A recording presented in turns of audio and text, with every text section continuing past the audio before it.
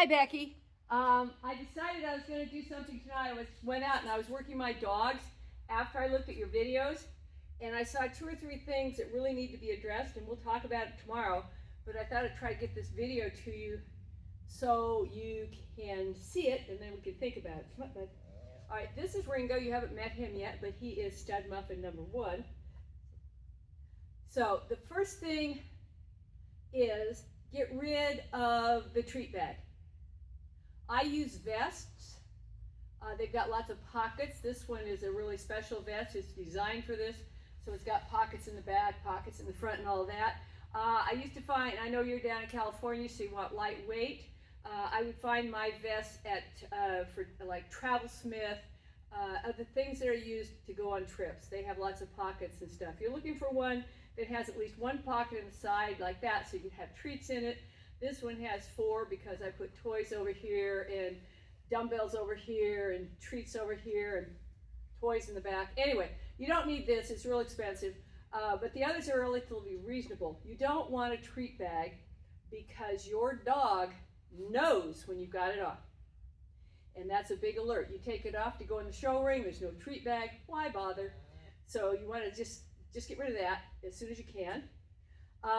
Then the next thing that I saw is that when you're finishing him, and I know that you're not doing a formal finish, but when you're finishing him, you're using all the body moves, all this movement, and I do not do that. Especially if I have a dog, I'm working at the higher levels, then you need to do every finish like it's real. So with me, wait, honey. So with me, if I'm standing here and I'm talking to you like this, chat, whatever, when I get ready to put my dog in heel, I go into my heel position. You see my shoulders drop back, my feet come together. I'm going to look where I want him to go, and I'm going to give him his finish signal, okay? And I will give it to him like I would normally, whether he's looking at me or not. If he's not looking at me, he really screwed up, and I'm going to play with him. I'm going to tickle his bottom and say, you blew that, you need to watch me, and you need to finish.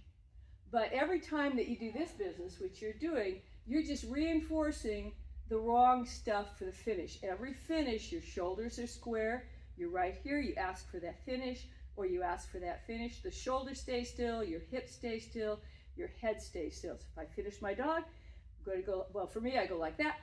If I was doing it like you are, like that, but the shoulders never move, and I'm going to ask him to finish.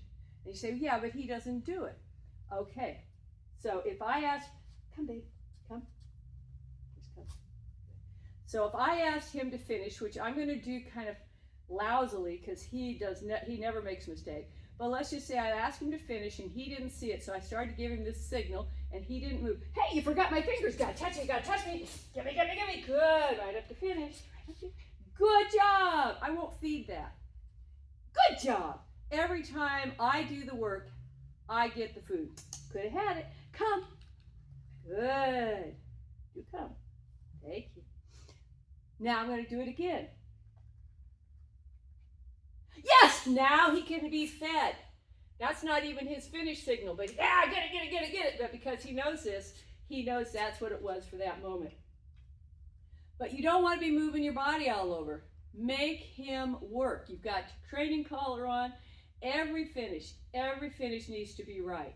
None of this, oh, come on, and then stepping up. The other thing that you're doing is, okay, here, bud. Sit.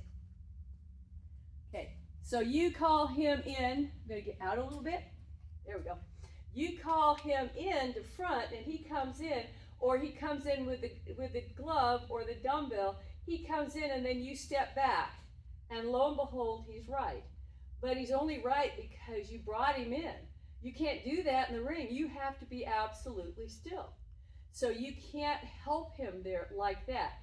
If he can't do it right, then you need to work on it. So if he, and you can tell me this tomorrow, if he can actually do it right, which means your head's like this, you're looking down, Ringo, come! Too perfect! What a good job. That was awesome, yes. So Ringo had to come from a 45-degree angle and get himself placed. I didn't look at him. I had my head right where I wanted him to go. I asked him to come. I didn't follow him in. I'm right here. My body didn't move. And and he came in and found front. And that's what you're working on. And if you don't have that, that's what you want to work on. It's just like hold. You've got to get the basics done. So if your dog doesn't know how to do that, let's just say you come. I'm going to give him a real bad head signal. Oh, he's going to, okay, come over this way. So he knows better. Look at him fix himself. So let's just say he didn't fix himself to perfect. Let's say he came in and he continuously comes in and sits too far out. Then you're going to throw cheese right through his legs. You're not going to have him stop. You're going to throw cheese. Get it, good boy. Throw cheese. Get it, good boy. And then you're going to line up and ask him to come. And look where you want him. And he's going to be driving, so he'll land there. You'll party. Even if he's crooked, if he gets close, party. And when you party for that, Beck, or Becky, whichever, I'll end up calling you Beck unless you tell me not to, because I shorten things.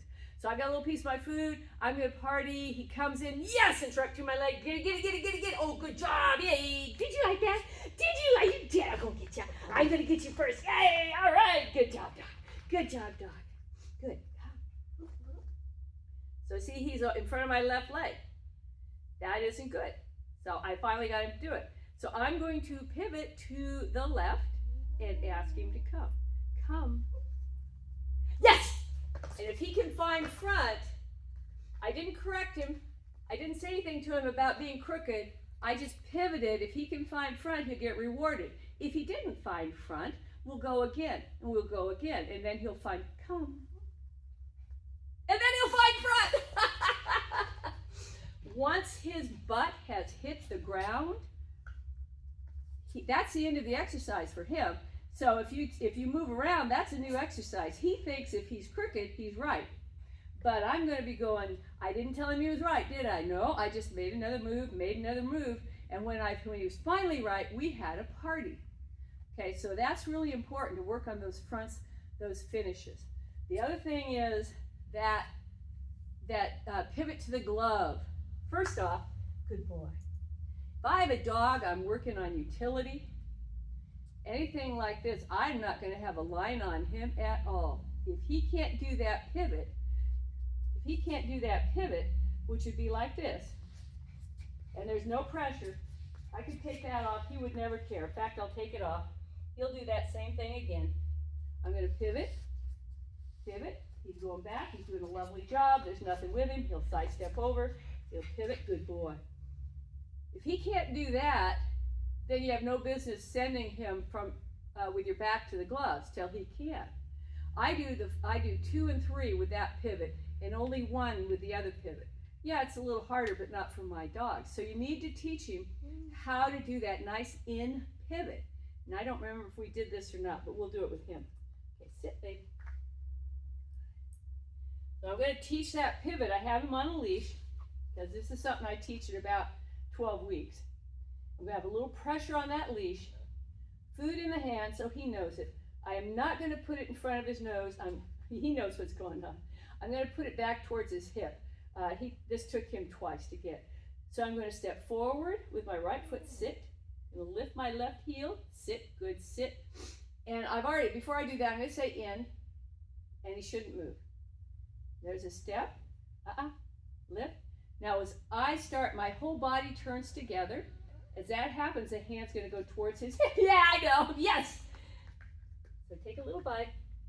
Now, the trick is, as soon as he starts to move his butt, which he did, bring your hand forward and stop it. Let feed it. Okay? Good. And the reason you want to do that is they love this game, and they'll start pivoting and not stopping.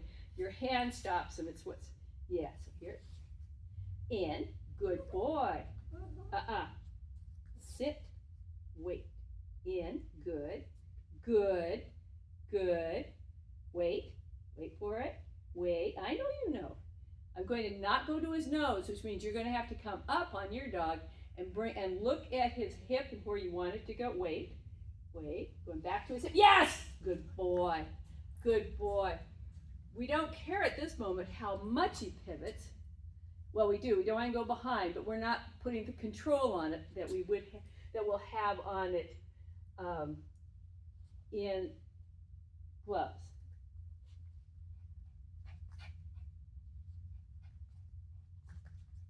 Yes, good job.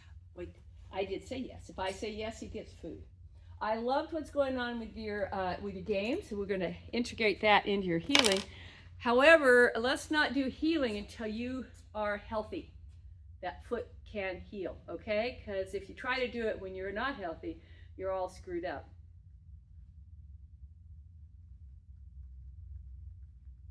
So he was sitting out there, and I asked him to heal, and he sat there and said, well, that's not quite the right command. So I did one finger word. I never said a word to him, and he's in perfect heal position. I expect that every time. Every time. On leash, off leash, it doesn't matter. If I go into heal position and I ask him to heal, he should heal right now. And I'm not going to verbally help him if I can help it. If he can't do it, come. So if he can't do it, so I'm not going to look at him. That's one way for me to teach this. If I look at him, he will. I normally just really watch him. But if I do this, remember, boy, you blew it. Get me. Come on, get me. Good job. Let's try it again. All right, sit. Sit. Good. Yeah. Perfect. Yay. I said perfect. I didn't say the Y-E-S. So he did good. He did good. Yay. Good job. Okay, I'm going to stop now.